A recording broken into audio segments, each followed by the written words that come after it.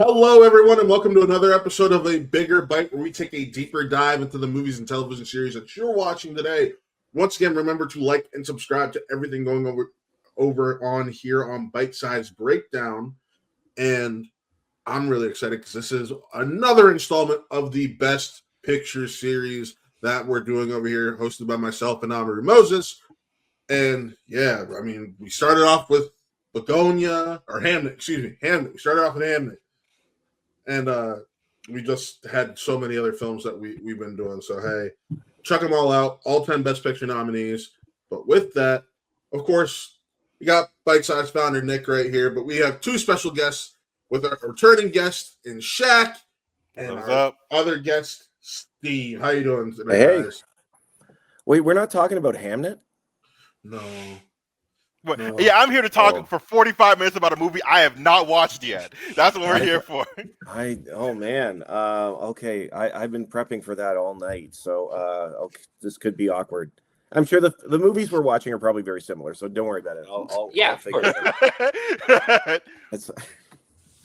But speaking thanks, of guys, thanks for having me. No problem. But speaking of the movie that we watched and we're talking about and prep for the Best Picture nominations, today is my favorite movie of the year. It's not the best movie of the year, but it is my favorite of the year. And when it got nominated, I told everybody, pay up, because people told me it wouldn't get nominated. And I said, the producers nominate Best Picture, and all reports are producers are eating this shit up. And that is F1. And let's be honest, we always need a film like F1 to get a Best Picture nom. Like, that's just how it is nowadays. That's why we get 10. A few years ago, it was Top Gun Maverick. The first one was Black Panther, although that realistically did deserve that nomination. Also, let's make that clear. And now this year, we have F1. General thoughts on the film. We're going to start with Shaq. I like the movie. I like it a lot. It's a very, very fun because, like you said, it's basically Top Gun Maverick with cars. Yes. And as a kid who grew up being a gearhead above anything, it was I grew up loving Formula One. I wanted to be a race car driver as a kid, so this is all I think about Michael Schumacher versus Jacques Villeneuve and shit like that. And so it brought me back to me being a kid and watching cars go fast and going this is the coolest thing ever. And it's a paint by numbers ass movie for sure. But I still had a lot of fun with it.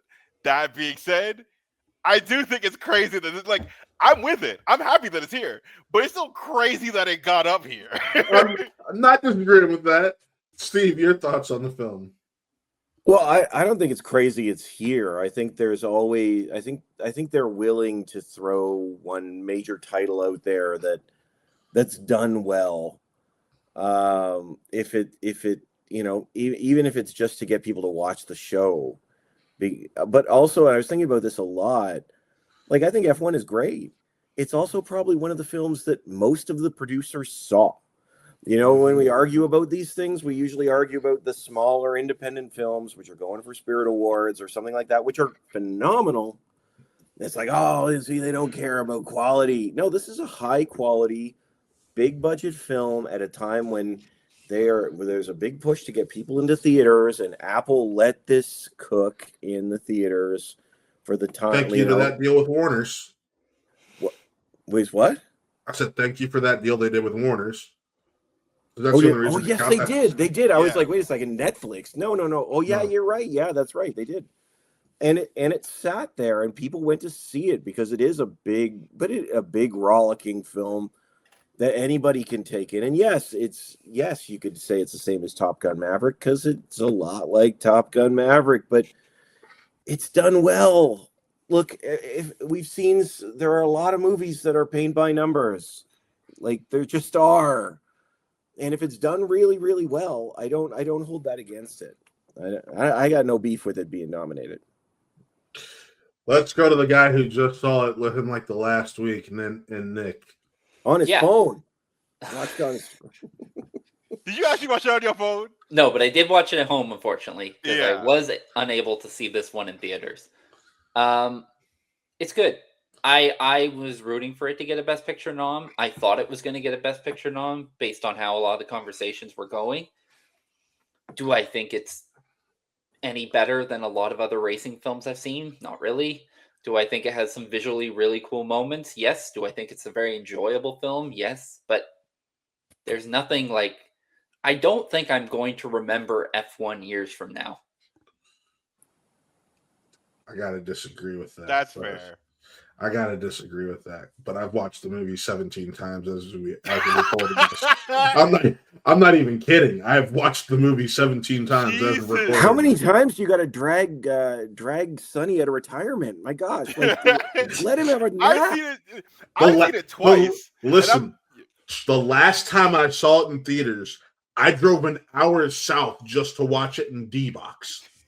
You know, actually, I co-sign that. I watched the second time I watched in 4DX, and that shit ruled. You are the reason why I went to D-Box, Shaq. We had that conversation. Yo.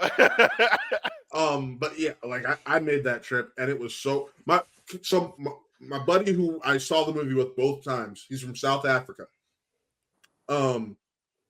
We both loved the movie, and it kept growing on us over time. And he didn't know what D-Box was. And I'm like, well, there's a if I see it again, I want to see it in D-Box. He's like, what's D-Box? I'm like, okay, that's official. We're going in D-Box. So we got together, drove an hour south. It was the weekend Jurassic World opened. We tried to sneak in to see the Odyssey trailer right before our movie started. We didn't realize we had to wait for how they tag trailers in the beginning now, where it's like, all right, we're going to play it like it's not a part of it. And then the people who tried to sneak in leave. And we didn't know that was going on. So we were like, fuck, we didn't get the Odyssey trailer, and got back literally as the movie started for F1. So, but we sat down in those seats, and as soon as that first race is going on, it just sent you to another level. And that is one of those kind of theatrical experiences. Might be part of why I love it so much. That's one of those theatrical experiences that just remain in your mind. So, Shaq, I know you saw it in D-Box. Of course. Like I said, I did 4DX. So we did essentially D-Box Plus. Yes. So I got the smell of like the burning rubber of tires and shit. When it was like the race in the rain, they're like lightly spraying mist of water and shit. It was crazy. It's like literally a roller coaster in the movie theater. For real. During the crash, it threw you 6 feet to the left. It like knocked us around and shit. We're like, yo, god damn, I'm in the movie. But no, I mean, to me, yes, this is like we've all covered. It's a very paint by numbers film. However, there's something about our two leads in Brad Pitt and Damson and Idris where they just took it to another level, and it was fantastic. And one of those people is rumored to be taking over a certain role in the Marvel Cinematic Universe, and I was completely sold after watching this film. Just saying. But can't wait for Brad Pitt to play Magneto. You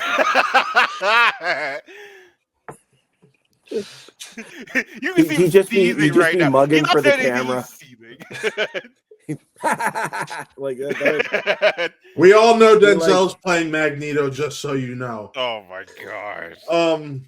It's almost essentially been confirmed, but we're not going to go there right now. We're here to talk about F1. But Damson Idris I never watched Snowfall, so this was my introduction to him.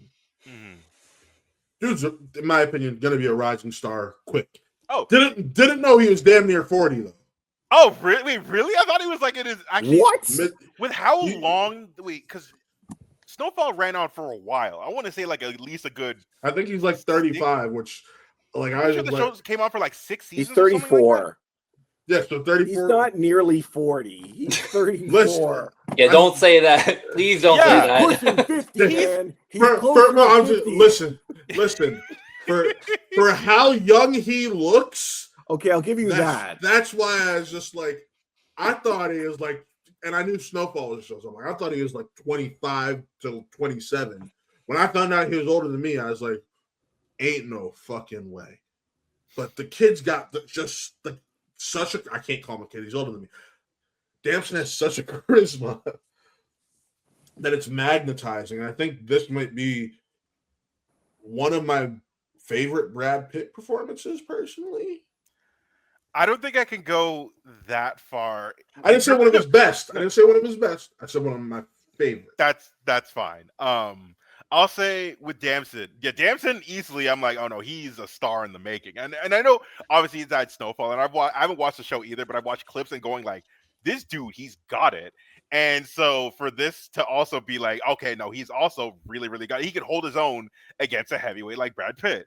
And Brad Pitt, I think he's good in this movie. I don't think he's incredible. I think he's just him doing this feels like he's still in Cliff Booth mode, where he's like, I'm the coolest person in the room and everyone knows it, that type of thing. And it's sometimes it works, sometimes it doesn't. But I think it mostly works here, but not.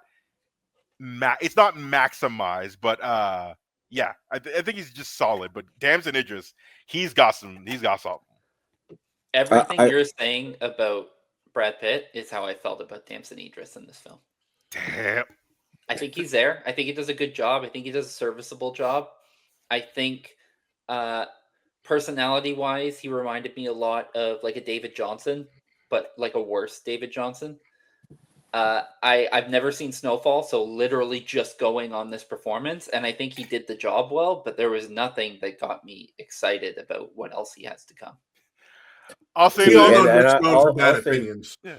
I'll say this too. I thought Damson was great, but I wouldn't say that this was Pitt in Cliff Booth mode. I think this was him in Brad Pitt mode.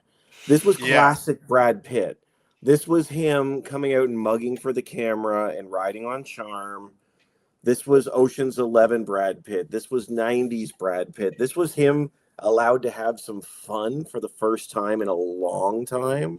Not allowed is the wrong word. Choosing to have fun, because he picks his projects, But like, I would say Cliff Booth worked because it was Brad Pitt, but this wasn't like Cliff Booth was still very muted compared to the Brad Pitt we got on this one. We got like vintage, old school, charming Brad Pitt, similar to the way that we got charming, old school Tom Cruise in Maverick. Mm-hmm. Like, to be perfectly honest, it was just like the requirement of him was to be charming, and that's fine because the film was charming. Like, I think that what he brought in Hollywood was very different type of energy. And I think this was him very relaxed. It was actually I think that was one of the things I liked about it, is it was like, this was not just about a character returning to have fun. It was about Brad Pitt returning to have fun. And it's been a long time since we've seen him in that role. Yeah. I co-sign that. I think this is, if I was going to make it comparable, maybe not quite as fun as like him playing Rusty, but a lot of the way that he played his character in the beginning of Moneyball, which I think is one of his greatest performances. And I think that he has just a chill, like, it's weird. Brad Pitt, I've always been a big fan of Brad Pitt as an actor, and we had a chance to see How to Make a Killing recently, and I made a lot of the comparables between Glenn Powell and Brad Pitt, because I think they both just run on vibes that they're good looking and they're charming, but there's lots of good looking and charming people in Hollywood, but they don't use it in the way that I think those two do. And I think this is a great example of Brad Pitt using like his charm and his good looks and stuff to carry a performance in a film. And that's not a negative, because like I said, there's a lot of good looking people in Hollywood and very few of them can do charm and the way that Pitt does. And I think that's what Glenn Powell's career is going to coast on in the exact same way. I think Powell's got a ways to go. Like, I know he's just sort of getting big, but like the scene where he's sitting in the press conference in this film. By the way, are we spoilers on this? It's all spoilers. Go ahead. Sorry, yes. Spoilers. Okay. The scene where he's sitting in the press conference and that guy, the world's most annoying press guy, like, with a performance that comes close to the look, there's Batman guy in Batman Forever. It's like coming at him for no reason. And he's just going, yeah. And it's like, and you're in it. Like, what about your gambling? What about your divorces? Yeah. What are there things you'd wish you'd rather done? Yeah. Yeah. The fuck? It's like, yeah. But it's, see, that to me, that's like Pitt has now got that. Like, he doesn't have to do much. How he mugs for the camera in a role like this is really what he needs to do, and that's not taking anything away from his performance. I think it's credit to his performance. And like a guy like Powell, I think you're right, could get there. Though Powell has said openly he wants to be Tom Cruise. Yeah, he's got the Tom Cruise protege. He wants it so bad, but I still don't Cruise feel like himself Powell, is like, no, this is the guy. Yeah, it's true. Well, I think Powell will be good, but I think that there's like, so far he hasn't given me much to make him go, like, to see that look that you can get with like a Cruise or a Pitt, who are in their 60s. Like, they've been at this for 40 years. I will say this also, like, on the side, I want Nick so badly to see a clip of Snowfall and to go, man, his, like, because when the first time I saw was a clip of Snowfall, I was like, this dude is really cool, not knowing the motherfucker's British. He's one of those dudes where, like, you have no idea this man is British because his American accent is impeccable. So, like, the entire cast of The Walking Dead. Yes. But like instead of Southern, it's West Coast, and so you hear me like, okay, he's got it, and then I heard him talking to interview. I was like, what the fuck? This man's a Brit. Yeah, like I said, I'm not trying to take anything away from him. I felt very similar in this film to the way I felt about Michael Ward in Empire of Light, who I'd never seen before and thought he did a really good job in that film. In a bad movie. And, I wasn't clamoring for whatever his next role was, but I think he did what he did in the film. And there's nothing wrong about that. But when people were hyping him up, like, Damson Idris is like the next guy, like, I think there's a few other people I put ahead of him. That's partly because of what he's already done. So there's a difference there, because this is adding on to Snowfall, because he gained a reputation from Snowfall. There's no ifs, ands, or buts about it. That's what he's known for.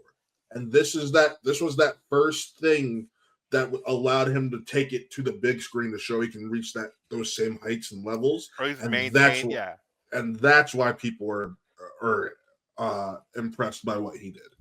Well, that hype though was coming from a lot of people who this was the first time they'd seen him, because it's a big difference between Snowfall and a mainstream movie like F1. There's people who definitely didn't know what this guy was or that had him on his radar at all. So you're basing a lot of people basing it strictly on this performance. I'm talking about critical response, not the general audience. I'm talking about critical analysis of it. Who cares what critics say? They about to click off this video right now. We are recording. He's right. Click. Hey, Margot, shut up. But no, it's it's not like we're starting to get phased out by influencers who are surface level. Whoops! I'll keep my mouth shut the rest of the way. But yes, I'll say that, like, as we're continuing talking, but I'll say this: the script is the weakest part. Yes. I think, like, it's like I said, enjoy the movie. Script is easily the weakest part, because it is a sports movie, like, it is an underdog sports movie, just with like $200 million hypercars, but it's still, every move that you think this movie is going to make, you've already clocked it within the first 30 seconds. Let's be honest, within the first 5 minutes, you're like, oh, this is just going to be top. You know where it's going. It's going to be Top Gun again. That is where. But no, it's the sports team movie, down to like the pit crew essentially being like the supporting players of the basketball team. Yep. Which, by the way, did not know the black guy who's in charge of the pit crew was in Love Actually. That threw me off when I watched this Christmas. But I will say this also, concerning that pit crew, when they finally locked in and did that 2 seconds pit stop, I almost stood up in the theater. I was like, yo! But see, that's, you know what, Shaq, I think you said it right there. Like, that's the point. Yeah. Like, okay, I saw GOAT last weekend for the second time. I did it once for review, and then I brought my family. And listen, GOAT is by the numbers sports movie. You can track it from beginning to end. But it does it well. Now, there are sports movies that don't. But if it gets you to the point that you do care that a pit crew does a 2-second drop, that you do care about Sonny crossing the finish line, that you do care that he finds that moment of zen, then it's done its job. So I wouldn't even say the script is bad or weakest. I'm not Sorry, even you saying it's bad either. But that's what I'm saying. I'm saying it. Yes, there are moments where you could say it's by the numbers, and I think that it differentiates itself enough to be its own movie. But like, I do think that if there is an art to making us care about a sports movie that you can arguably predict along the way and hit those beats, but if it hits them the right way, I think you eat it up. I mean, you could make the same argument about Maverick. No, Yeah, I agree. 100% agree, because you can at that point you're along for the ride. There are plenty of sports movies where you're not along for the ride. It's like let's face it, Major League, the original, is a sports movie classic. Major League 2, not so much. It's widely considered one of the worst sports films of all time. It's because they pulled away from that formula for the most part. They just changed a lot up and made you care about these characters less. But yeah, so, I think Steve nailed it though, because like I liked this film, I didn't love it, but you know, I was rooting for Sonny to get his win. And if a movie pulls you in like that and gets you invested in the characters, then it's already done part of the job. Real quick, I do have to say, the soundtrack for this movie is impeccable. I've been blasting it since. I won't say impeccable, but there's some bangers in it. Like but like it and K-pop Demon Hunters are like the two albums I've been listening to on repeat since August. So like, but Lose My Mind by Don Toliver. Lose My Mind. I don't like Don Toliver, so like I was like kind of whatever. But like when Doja Cat came on, my ears perked up. I'm like, oh shit. and then the fact that now they've just taken like the general music from it, not the lyrics, but general music, and turned it into the official F1 theme. Yeah, it's just crazy. Like, I mean, F1 made like F1 the company. You know, they're like, listen, we got so many eyes on this.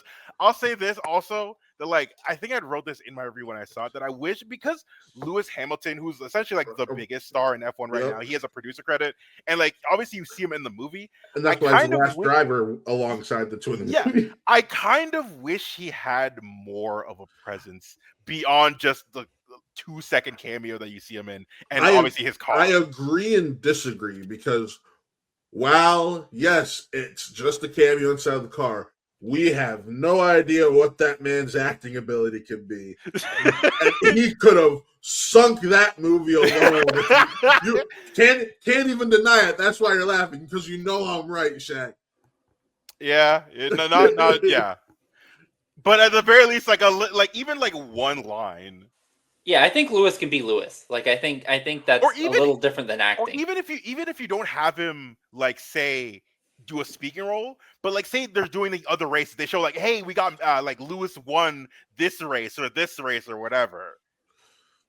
Fair, but I will say about the soundtrack though, like one of the things that impressed me about the soundtrack is right off the top, and that is you take a song that you have heard a lot of times in a lot of films and like different things, and you change it and make a scene to fit the song instead of a song to fit the scene. And I think that the usage of Whole Lotta Love by Led Zeppelin in the opening of this film is killer.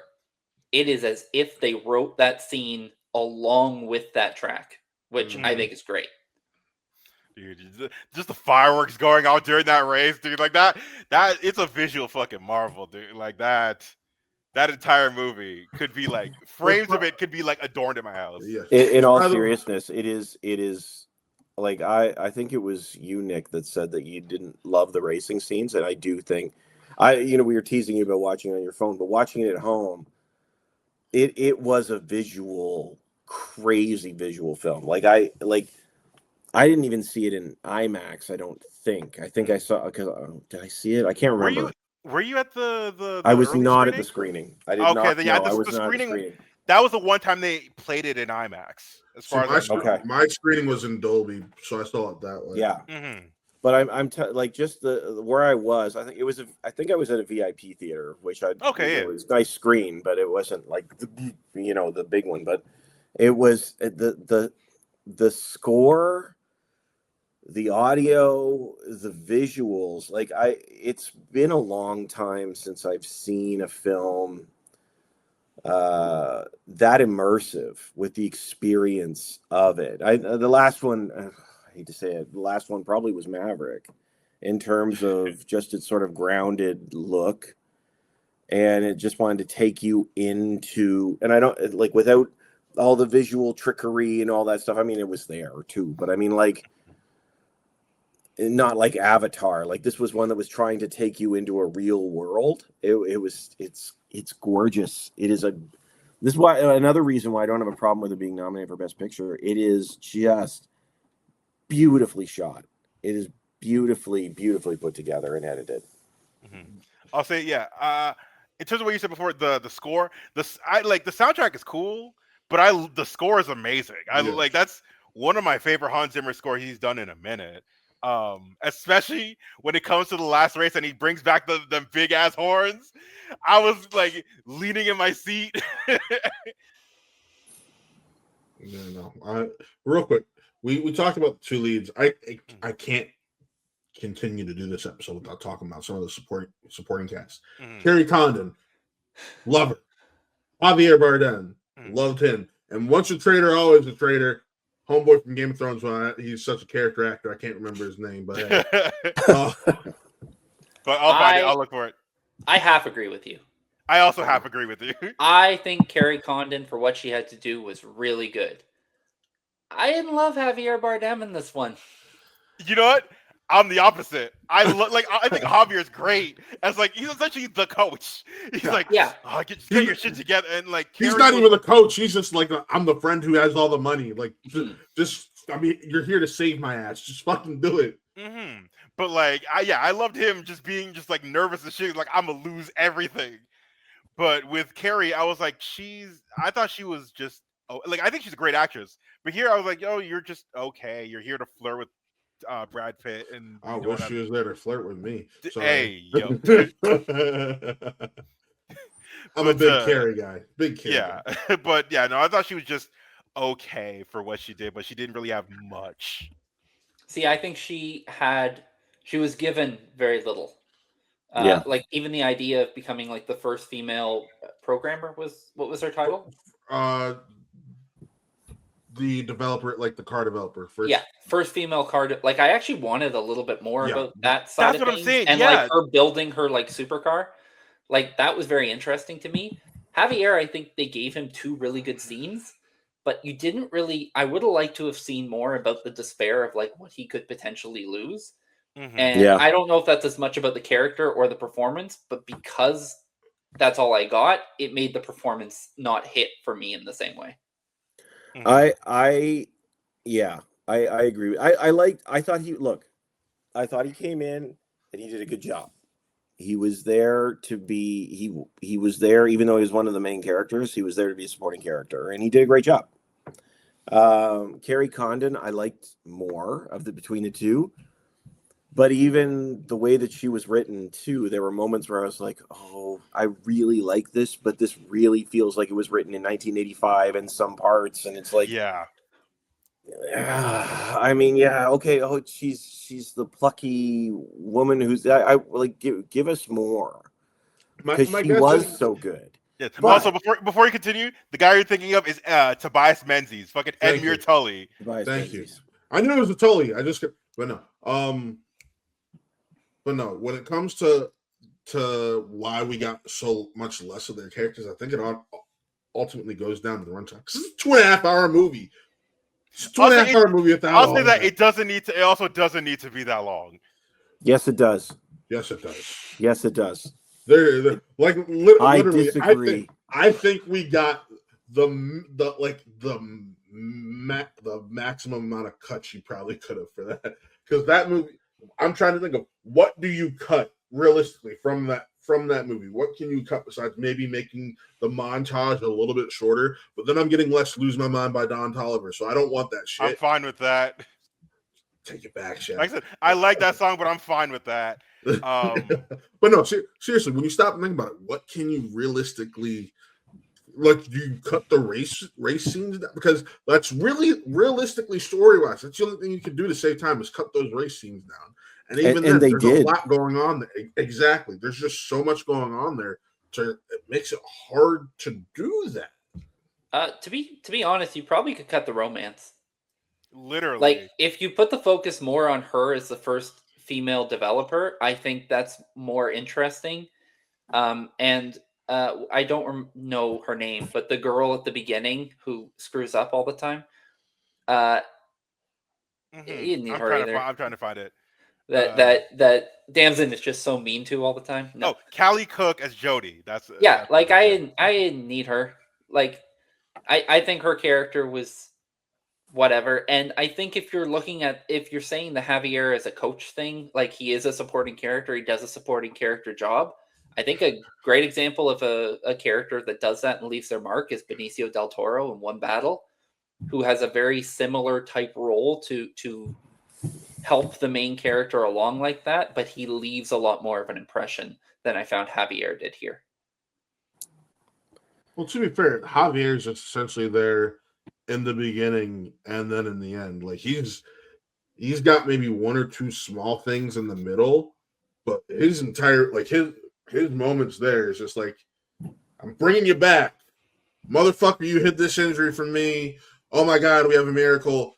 Like in between, you have him after the first race, and then just reaction shots and him signing checks. Like that's literally it.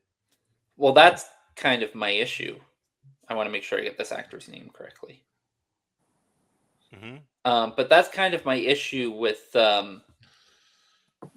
his character, is just like the idea of him losing everything. I thought they could have done a way better job showing that off. I think my comparable would be Tracy Letts in Ford vs. Ferrari, who has a smaller role than Javier, but left more of a lasting impression as Ford to me. And the idea of this kind of battle of what could be lost. Now, I think Ford vs. Ferrari is the best racing film of all time. And I'll stand by that. But I love Ford vs. Ferrari. I don't remember a damn thing about it. That tells you all.